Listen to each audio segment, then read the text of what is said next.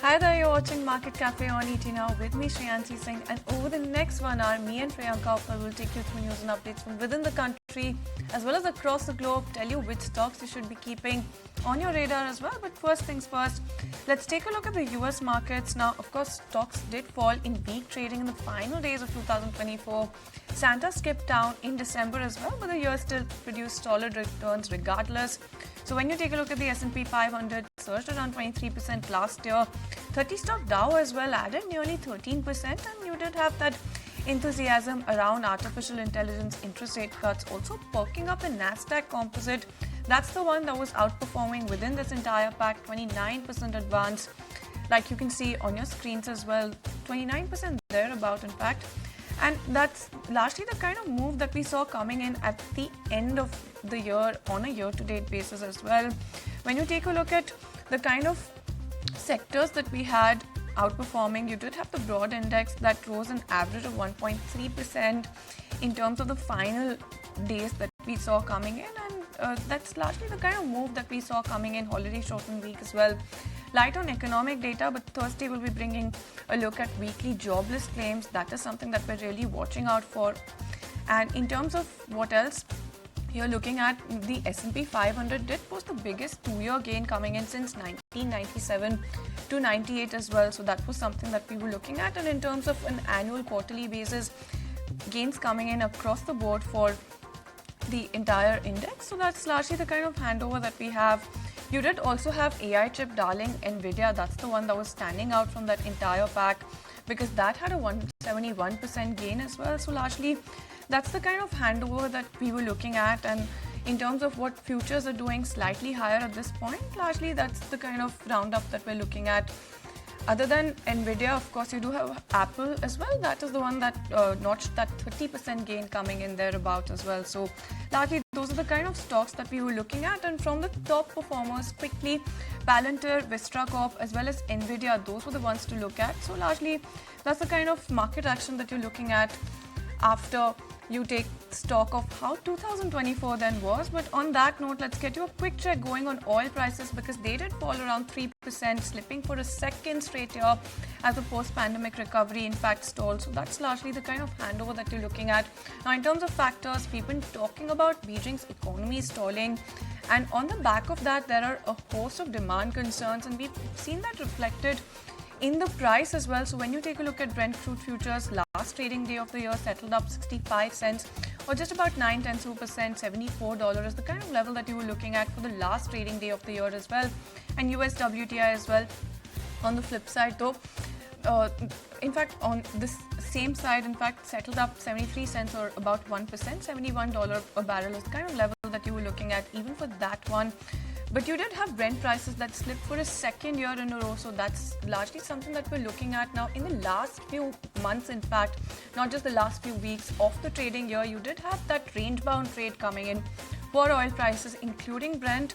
And you did have those demand pressures coming in that were reflected in the price as well, especially towards the last month that we saw coming in, because you did have in September as well Brent crude futures closing below that $70 a barrel mark for the first time since December 2021. So weakness towards the last few months is something that was more pronounced, especially for Brent, but even for WTI on the back of weak Chinese demand, rising global supplies that really offset OPEC Plus led efforts to shore up the market. And that is something that we were looking at, especially when it comes to oil prices. But with that, let's take a quick check going on gold as well, because that is the one that had a perfect storm fueling that rally, best yearly performance coming in for the century's best yearly performance since 2010, in fact, for gold. So that was also the one to look out for, and that will be the one to look out for on the back of three factors, a tale of three triggers that we've been watching out for in terms of strong central bank purchases, geopolitical uncertainties, and lastly, monetary policy that is easing somewhat some of that that has been sort of perking up, in fact, the demand. But with that, let's also take a quick check then at the events that we're watching out for, Priyanka. Hi, morning, Shreyanshi. Absolutely. We have PMI on the tab this week from India. In fact, if you talk about other factors from US, we have initial jobless claim data, manufacturing PMI data, which is on the checklist, as well as for UK, you have UK's PMI data. So the major economies, US, UK and India, PMI data is on the tab for this week. Eurozone's manufacturing PMI data and even China's PMI data. This gives you a pulse of the manufacturing strength of these economies. So this week, a close eye on these data. But then let's get you some more global stories. At the same time, let's get your key comments coming in from ECB also. Since we know that we've started a new year and now it's time to talk about the inflation also, the kind of inflation target which is in sight from the major economies. And the comment which is coming in from ECB President Christine Lagarde, who has said that the central bank's 2% inflation target is in sight. Now, this is a key comment because we know that Eurozone consumer price growth, which has deaccelerated over the course of last year, and in fact, this went below the ECB's target in September month, though it has ticked up again in recent months, and Lagarde has warned that it will fluctuate around its current levels in the near term also. Still, that slowdown allowed policymakers to cut rates in four quarter points moves, and economists do predict another 4 reductions through the course of month up till June. Describing the ECB's 2025 schedule as a big, heavy agenda, Lagarde also highlighted the review of the central bank's monetary policy strategy, the digital euro, and the redesign of euro area banknotes. Though the later project isn't set to be completed this year. Let's go across and at least listen into that excerpt. Hopefully 25 is the year when we are on target as expected and as planned in our strategy. Of course, we will continue our efforts to ensure that inflation stabilizes sustainably at that 2% medium-term target. We will also be reviewing our monetary policy strategy.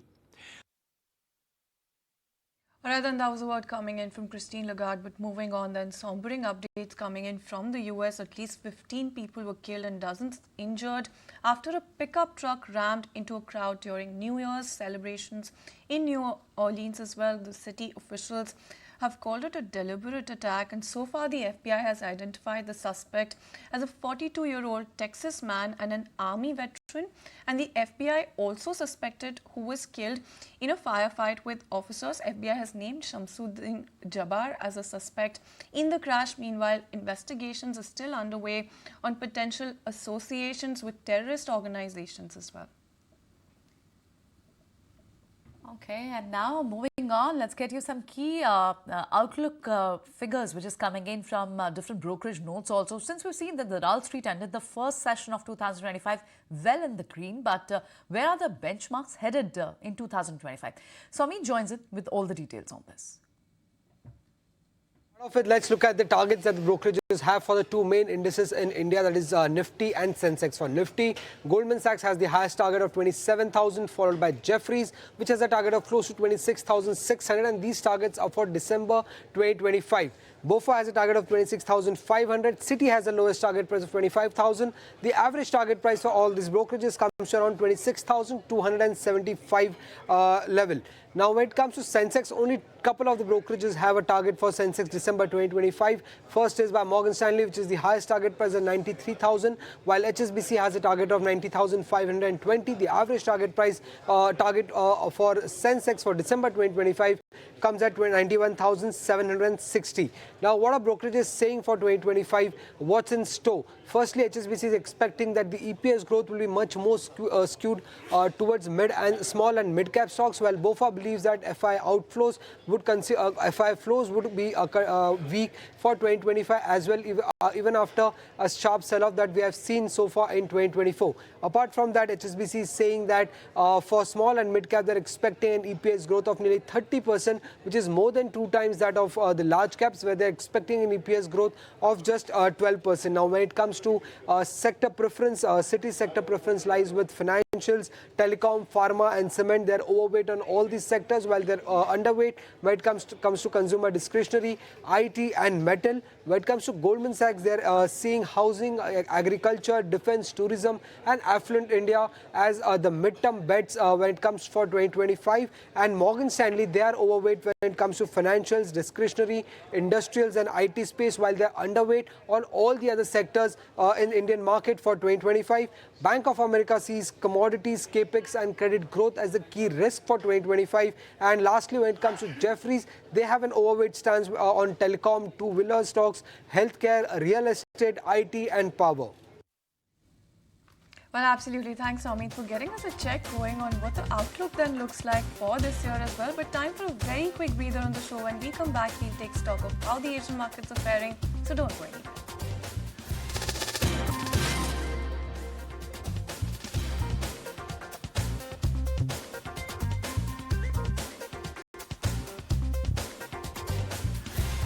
Welcome back. You're watching Market Cafe on ET Now. Now, time to get you a quick check from Asia Pacific market. Asia Pacific market fell on Tuesday as China's PMI growth, that one missed expectation. Now, PMI data came in for December month, which was 50.1, which is missed expectation. And what we can see is that on first the market was shut, but then now it is open with a loss of about 0.3%. At the same time, if you look at other markets also, Japan, South Korea market, they were also shut for New Year's Eve holiday. Aussie stock extended gains to second straight year. That one advanced nearly 8.5% in 2024. The year has been it has been a year of gains for many of the economies. But then let's see now when markets resume, how do they trade today? Hang Seng at the moment is trading with a deep cut of more than 1%, in fact 1.3% lower it is at this point in time. China is lower, so not very strong set of cues which we are gathering from Asian market. Let's get you even Kospi and Nikkei also, how that one's trading at this moment. And in fact, Gift Nifty is also showing you a cut of around 49 points lower. It's open. It's looking for a muted start at this moment. Kospi is also down by more than 0.5%. So not very strong. A shade of red that we see from Asia market also, Shriyansi. But then those are what the expectations as well look like for us. But time now to get you a quick check going on the lineup that we have for you, the jam-packed, the power-packed lineup that we have for you on the market. Then at 9:20, we'd be in conversation with Ravi Dharamshi, CIO at ValueQuest Investment Advisors, to get his outlook for 2025 as well. At 9:40, then Yashish Dahiya, Chairman and Group CEO at PB Fintech, will be talking to us about the company's growth strategy. And at 9:50, then Manish Dangi, founder Macro Mosaic Investing and Research, will be talking to us about the markets and the macros. And to discuss strong December dispatches at 9:50, Partho Banerjee, Senior Executive Officer Marketing and Sales at MSIL, will be talking to us. And to decode the MFI trends, then at 10:10, Sanjay Agarwal, founder, MD and CEO at AU Small Finance Bank, will also be in conversation with us. So do keep an eye on that power pack lineup that we have for you on the market. It's a power pack lineup, and now we know that the more set of cues would come in from the Q3 earnings also going there. So it's important to understand their growth outlook also. With this, we slip into a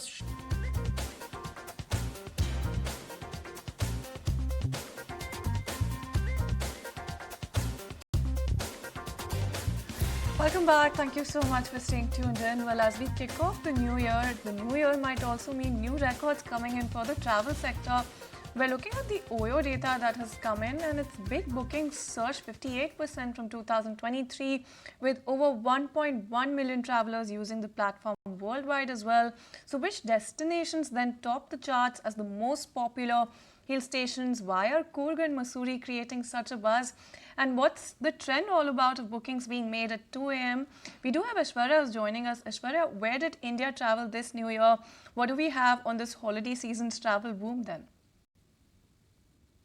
Well, house parties are a rage, but travel and tourism is also something that we see is at the peak during the New Year's. And OYO, in fact, gave us some early trends about their bookings and what the trend looks like so far. So they've said they touched about 1.1 million travelers who booked through OYO worldwide this New Year's Eve, which is a 58% increase from their 2023 numbers. And 41% users use the platform at 2 a.m. And they say the night owls have been hovering about the platform to see if they could actually catch a hold of a few of the hotel bookings there. Now, as far as trends are concerned and which cities did the most amount of travelers flock to, as far as hill stations are concerned, Dehradun and Srinagar are one of the staples and the most booked hill stations. But Coorg and Mussoorie, the likes of these cities are a little bit on the lower side as compared to this year. But this year they saw about 28% surge in Coorg's in bookings in Coorg, and Mussoorie saw a 10x surge in rise in bookings this year. And so these two underdogs actually performed well as compared to other hill stations this year. Spiritual destinations also have been quite popular this year. Varanasi became the most popular spiritual destination with over 12,000 bookings this New Year's Eve. Ayodhya also became the new entrant of the top charts of spiritual destinations. Shirdi and Ajmer also, on the other hand, saw more than triple-digit bump up or increase in bookings. Ajmer at 761 and Shirdi at 940% as far as the rise in bookings are concerned. Right. Thanks very much, Ashwarya, for bringing that interesting report that how Indians have, preferred spiritual destination this year at the start of 2025. But do tell us more interesting data that what we've seen is from cakes to biryanis to going as far as ice cubes and grapes. There are a handful of key items Indians ordered on New Year's Eve. Ashwarya, do tell us about this interesting delivery trend also from giants like Swiggy, Zomato. What's the data coming in? Well, it seems like India did celebrate with a bang, and house parties seem to have been the rage this year. As you see the early trends coming in from players such as Swiggy, Instamart, and Blinkit. Let's begin with what Swiggy reported in their early trends. Swiggy said they surpassed last year's New Year's Eve order on December 31st this year. They also hit a peak of 853 orders for chips per minute and at least sold more than 2.2 lakh packets on New Year's Eve. Now, if we go by the trends of which cities performed well this year, Ludhiana, Rajkot, Pondicherry, and Kanpur saw about 2 to 3x more orders than an average day. Bhubaneswar and Mangaluru also stole the show as one of the busiest cities. Chocolates, chips, and soft drinks were few of the items that were ordered. Celebrations were, of course, in full swing. In fact, a user in Bhubaneswar already had ordered, and he had started prepping up for the New Year's by booking and buying items worth 12,000 rupees through Swiggy, Instamart, and most of it, of course, was protein bars. 42 new cities joined the Swiggy Instamart platform this year, from Kozhikode to Vapi. And probably the first time grapes have gone out of stock on New Year's Eve, both on Swiggy as well as Blinkit. Even Albinder Dhinsa did tweet about it, saying that this is quite bizarre that grapes are going out of stock this year. So maybe some cocktails were being spin off during the house parties. Blinkit's milestones also this year, they said they have got the highest ever orders in a day, per minute, as well as per hour. So broken records on all of these fronts. Highest total tips also this year, that touched to about 2,500 that came in from Hyderabad from one of the people who ordered or one of the customers. And Bangalore was the city which raked up the charts as far as the total tips across India given to delivery partners on Blinkit was concerned. 1,79,735 rupees is the total tipping that Bangalore did on New Year's Eve. So a good day for the delivery partners. And Calcutta, on the other hand, placed the biggest party order. That was worth almost 65,000 rupees. And the items that were raking up the charts while they were tracing what kind of orders were being given on Blinkit, it included potato chips, chocolates, soft drinks, grapes, condoms, ice packs, ice cubes, disposables, and soda water. So this is what it looked like as far as the quick commerce platforms are concerned. Absolutely, Ashwarya. Thanks for getting us that round up. But Priyanka, I was expecting that potato chips are going to be quite the hit. But grapes, I don't know if anybody really just marked that on their calendars that grapes are going to be going out of stock on the back of that trend, right? Yes, absolutely. That means this whole year it's going to be a good luck who eats grapes.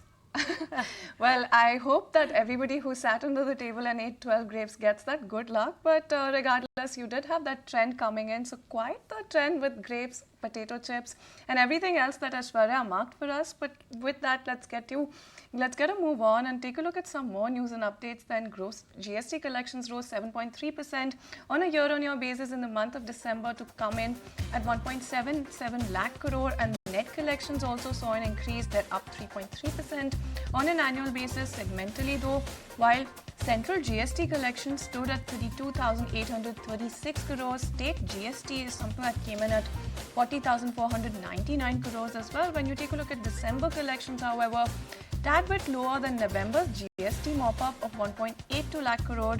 So that's the kind of roundup that you have when it comes to GST for the month of December.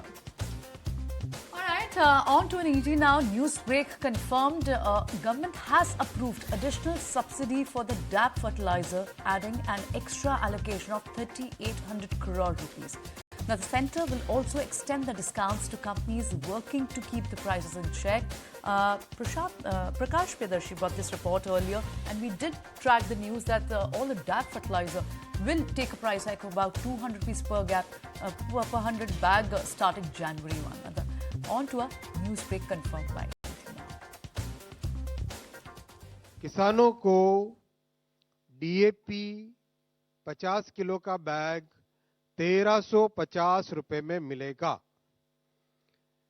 आज दुनिया में जितना भी जियो political tensions के कारण, disruptions के कारण, war situations के कारण जो भी एक्स्ट्रा बर्डन है, वो एक्स्ट्रा बर्डन प्रधानमंत्री श्री नरेंद्र मोदी जी की सरकार बेयर करेगी।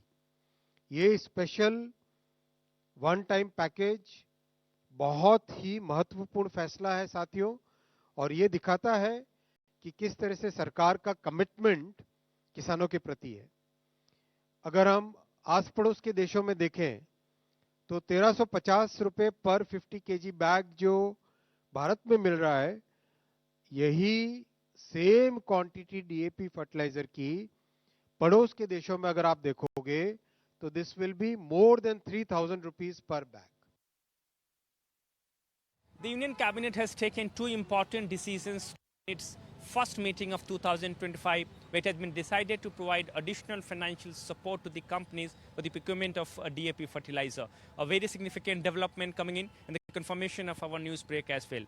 As you are aware that the DAP prices have increased significantly in the international market for quite some time on back of supply disruption and weakening of rupee against dollar. Therefore, companies have been requesting government to either allow them to increase retail prices in the domestic market or increase subsidy component.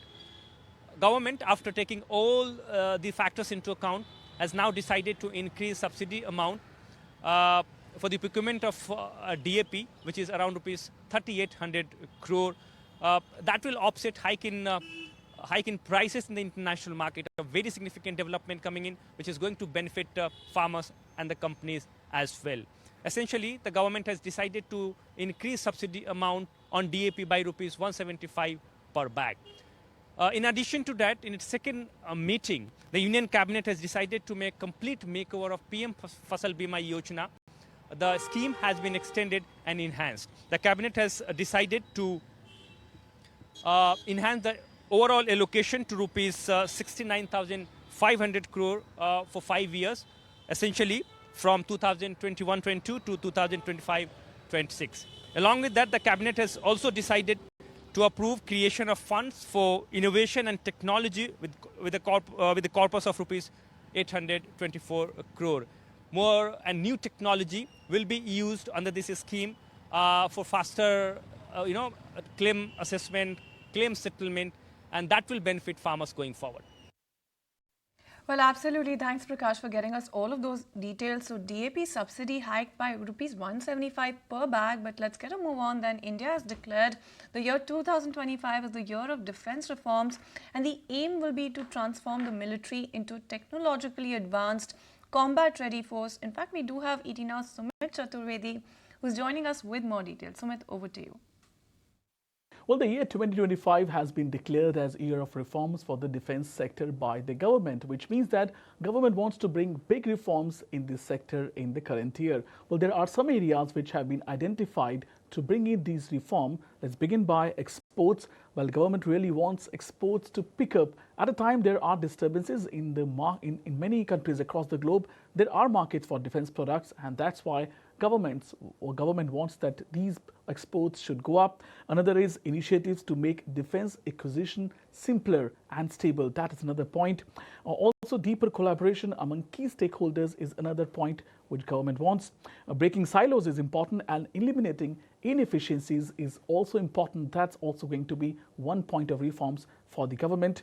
Optimum utilization of resources is a very important point that is being brought forward, and the reforms we can see in that sector as well. Then preparing defense forces for modern warfare. We know that the modern warfare is ranging from drones to hypersonic missiles, and in that direction more works need to be done, and that is why this can happen. Then seamless procedures for tech acquisition and better public-private partnership on knowledge sharing. Well, these are some of the areas for which reforms have been identified. So we can keep on hearing these reforms being announced in the current year as far as defense sector of India is concerned. Very much for bringing all that insights on this particular news. Somi, thank you so much. We stay for a short break here. When we come back, we get you all the buzzing stocks for the trade today. Don't go anywhere.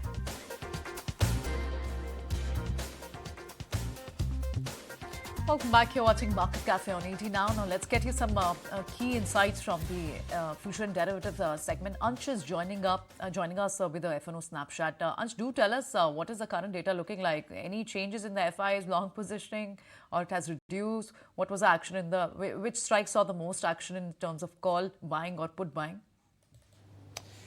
Sure. So let's start with Nifty first. Nifty gave a very good recovery from days low by around 1%. So it was a positive start for the year. But if you see on chart, the Nifty has been hovering just below the 200 EMA from last 6 to 7 sessions, indicating strong resistance around this level. So we need to give a decisive close above that level to be on a positive side. And this level is around 23,900.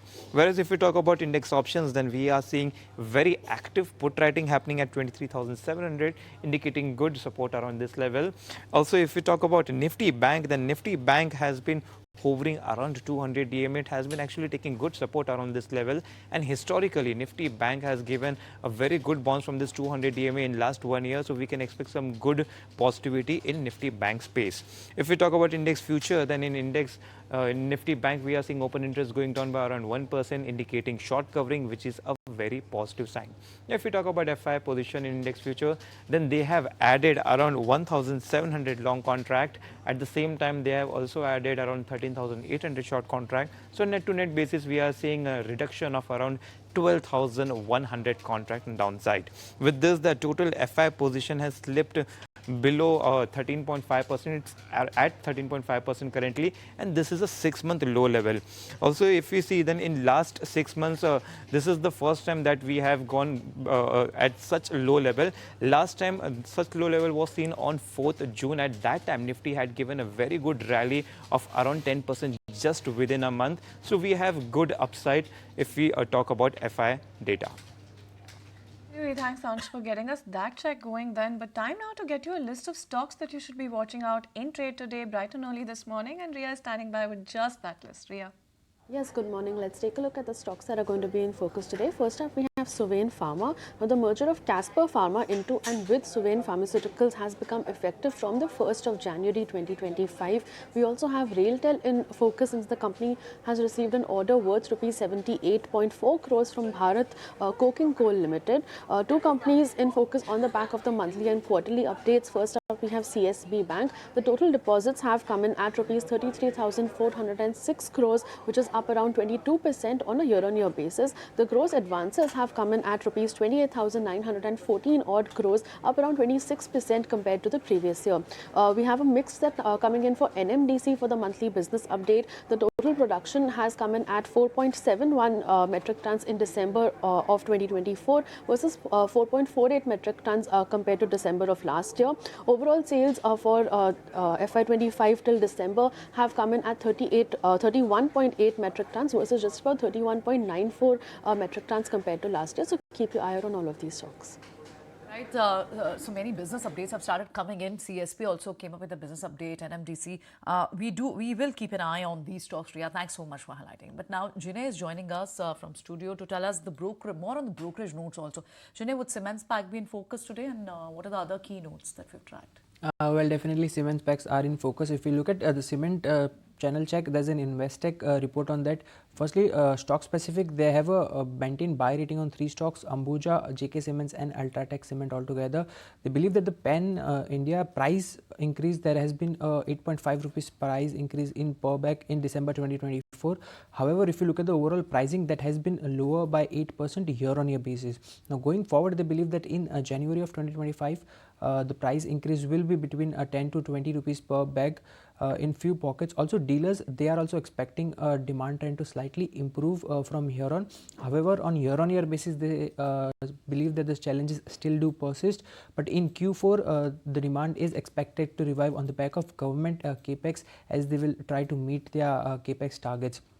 Moving on, NTPC will be in focus. We have a report by Investec. They have maintained buy rating. The target price is 421. What they say is the correction which the stock has performed now that presents an opportunity for buying. Also, the company has a strong and stable coal-based capacity across its regulated business model.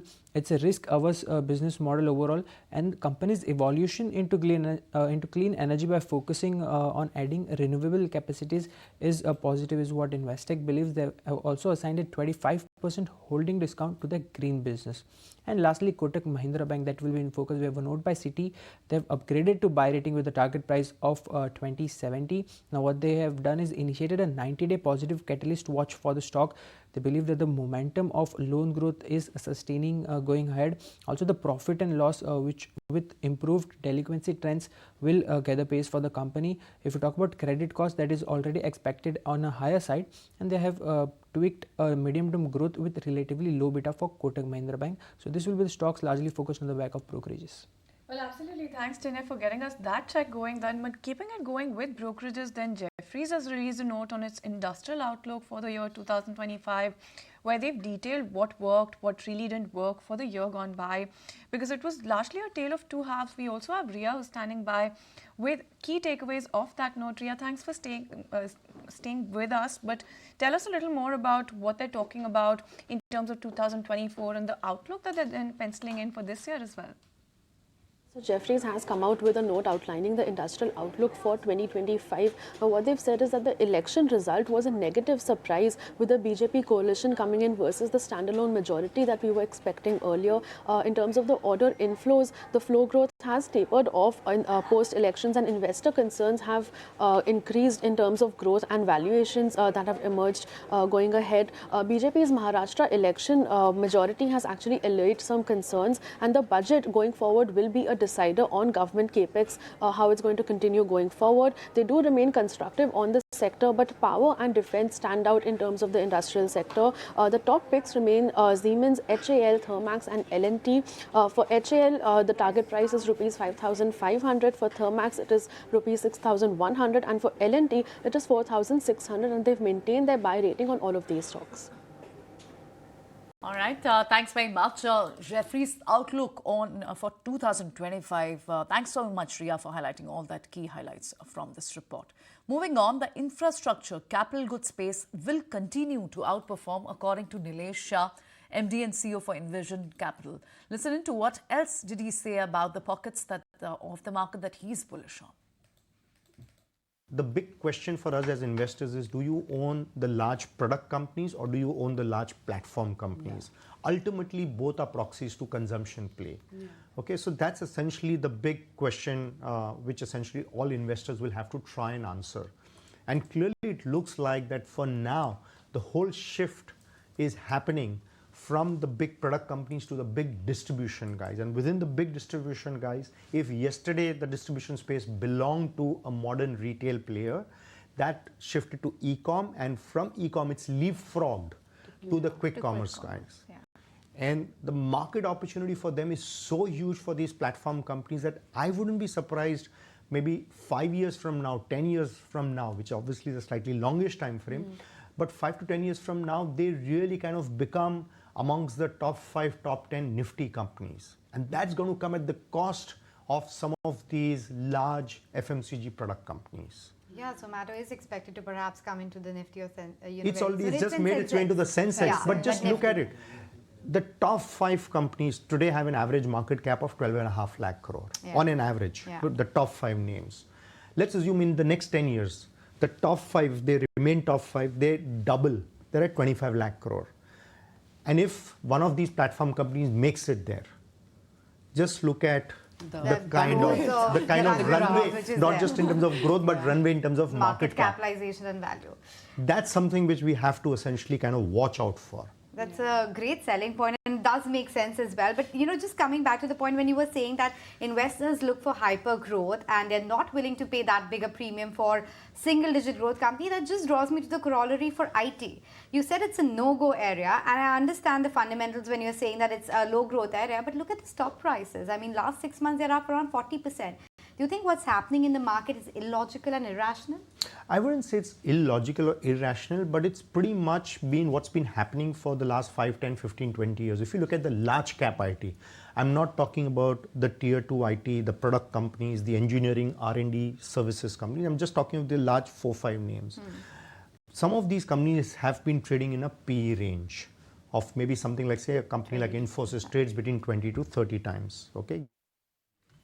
Alright, then time now to get you updates from outside the world of stocks. Then the US Treasury Department Sanctions Office was hacked by the Chinese government on Wednesday. Remember, the department earlier this week disclosed in a letter that Chinese state-sponsored hackers stole documents, while China, on the other hand, has called claims of the breach baseless and also said that Beijing has always opposed all forms of hacker attacks. Moving on then, Elon Musk has responded to a bizarre incident involving a Tesla Cybertruck which erupted in flames outside the Trump International Hotel in Las Vegas on Wednesday morning. Now, he also said that he's never seen anything like this. However, the cause of the fire is still unknown. 1 person died and several injured in this somber incident. Moving on then, the year 2024 emerged as the warmest on record in India since 1901. The annual mean temperature in 2024 was 0.65 degrees above the long period average as well, raising further concerns. The minimum temperatures are expected to be higher than normal in most parts of India this January as well. And moving on, cold wave conditions persist in Delhi for the 4th consecutive day with partly cloudy sky expected with moderate to dense fog. The maximum and minimum temperatures will hover around 17 degree and 18 degree with winds up to 15 km per hour. Meanwhile, the air quality will continue to remain poor. Moving on, Prime Minister Narendra Modi met renowned Punjabi singer and actor Diljit Dosanjh, describing the meeting as a very memorable interaction. The two discussed a range of topics from the vastness of India and its vibrancy to music and the benefits of yoga. After the meeting, Diljit did express his gratitude, calling it a fantastic way to start the year. And our Vaishali ended 2024 in style, claiming a bronze medal at the World Blitz Championship after reaching the semi-finals at the year-end event at New York's Wall Street. This achievement comes after she got the better of China Zhu in the quarterfinals. Alright then, Blitzy entered the World Blitz Championship for our Vaishali, but with that completely timed out on this edition of Market Cafe on ET Now. From me, Shriyansi Singh, Priyanka, as well as the entire team that put this show together. Thank you so much for tuning in. You don't go anywhere because the market takes all of the action forward.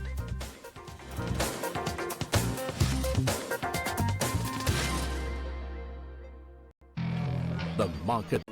If you like this video, then like, share and subscribe to ET Now.